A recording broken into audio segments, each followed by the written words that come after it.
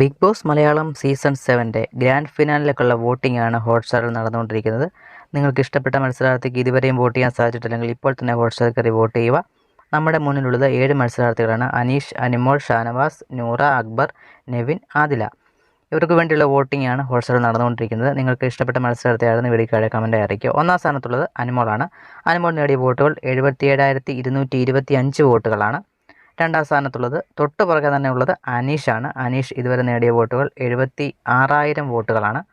മൂന്നാം സ്ഥാനത്ത് ഷാനവാസാണുള്ളത്. ഷാനവാസ് ഇതുവരെ നേടിയ വോട്ടുകൾ 53,450 വോട്ടുകളാണ് ഷാനവാസ് ഇതുവരെ നേടാൻ സാധിച്ചത്. ഷാനവാസ് കുറേ നാളായിട്ട് മൂന്നാം സ്ഥാനത്ത് തന്നെയാണ് കിടക്കുന്നത്.